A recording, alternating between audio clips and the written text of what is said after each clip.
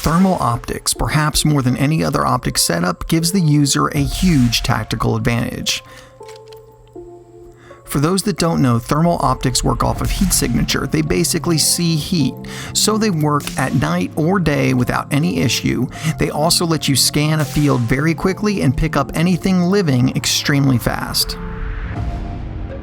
They will of course do this day or night, and they can be better than night vision in some circumstances, especially scanning, because anything with a heat signature is highlighted, whereas someone in camo or hard to see animal will still be hard to see with night vision, because night vision just enhances light. So if it's hard to see with your naked eye during normal lighting situations, it will still be hard to see under night vision at nighttime. Thermal again highlights anything giving off heat, or basically anything living. Also, because it works on heat, in some cases you can see a little bit into brush and pick up game that would be completely obstructed to the naked eye or under night vision. This obviously gives the user a huge tactical advantage. Ever wonder what fireworks look like through a thermal? I did. AGM Global recently released their new Adder series of thermal scopes, and these come with some extremely impressive features that consumers have been wanting in thermal scopes. And I'd just like to know where else you can see fireworks through a thermal. AGM Global was cool enough to let me borrow 2 adders so we can get a good comparison, and you can decide which one might be better for you. We have a TS50-384 and a TS35-640. That's a whole lot of numbers, so let me give you what all these numbers mean. The first number is the objective lens, or the lens at the end of the scope. A larger number will give you a larger field of view. The TS50 is also set up to be more of a long-range scope, with magnification starting at 4 power and then going to 8, 16, and all the way up to 32 power. While the 35mm scope starts off at a 2 power, goes to 4, 8, and maxes out at 16 power. The second number has to do with the resolution. Basically, the 640 should give us a sharper image or a higher resolution image. Of course, like all things, that higher resolution will come with a higher price tag. The question will be, is that better image enough to justify the price tag, because the 640 will cost significantly more than the 384 models.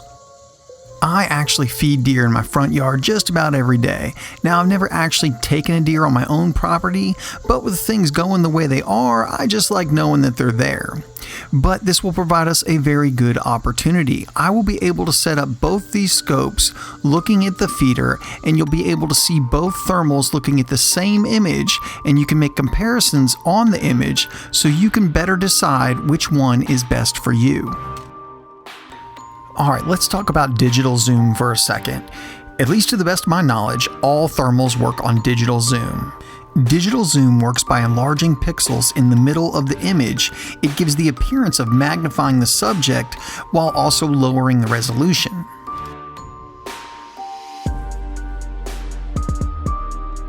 The stated resolution of any of these thermal optics is based on its lowest magnification.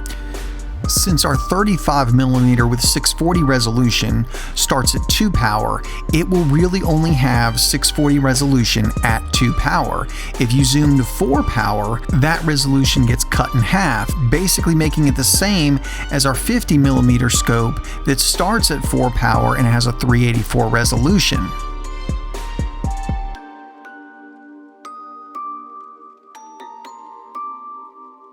I know that's kind of a lot to take in all at once, especially if you're not used to this, but what that all means is the fairest comparison of images is when I actually zoom out with the 640, like right here, and you can see the 640 at its full resolution in 2 power and the 384 in its full resolution at 4 power. I know we kind of held that shot for a while, but I thought it was really important, and if I were trying to decide between these two scopes, that is exactly what I'd want to see so I could better make my decision. Alright, so I wanted to give you a little better demonstration on digital zoom. So this is 2 power, 4 power, 8 power, 16 power. So you can see it's still a usable image, but the image does degrade as it gets closer. Both scopes have a few different ways you can view the image.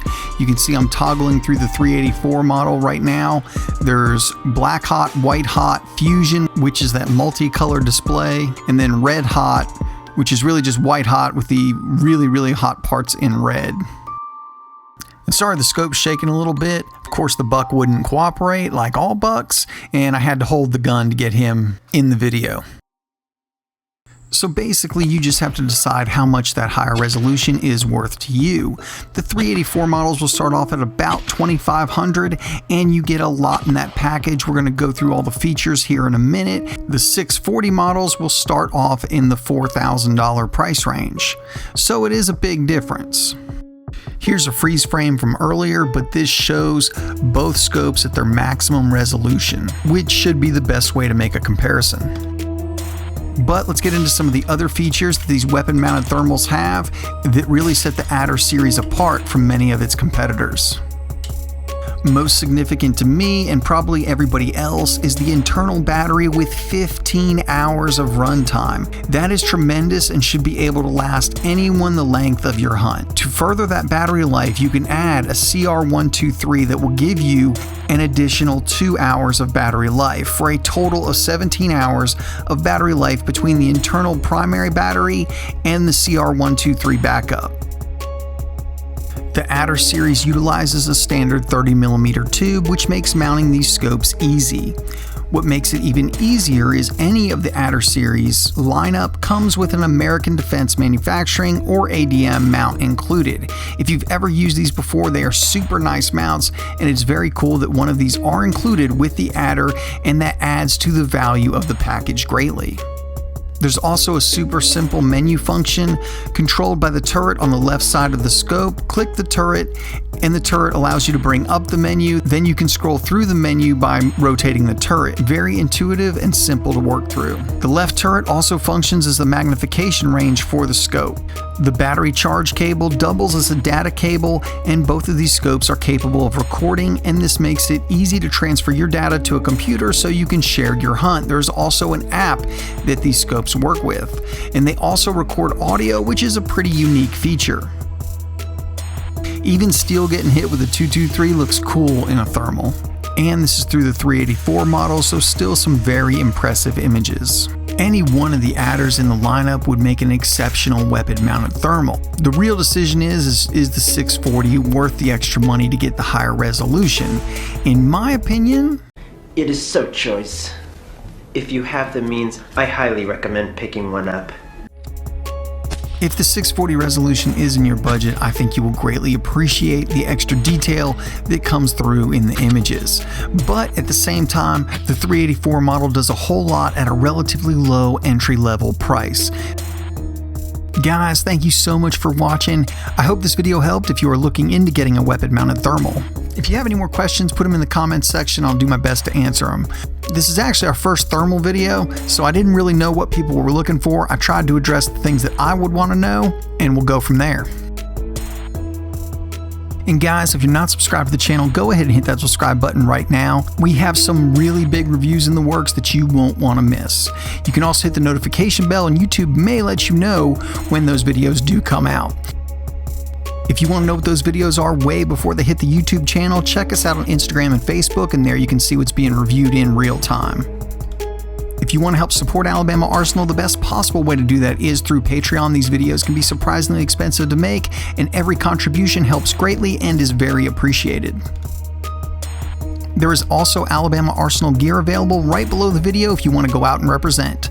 And as always, guys, thank you so much for watching.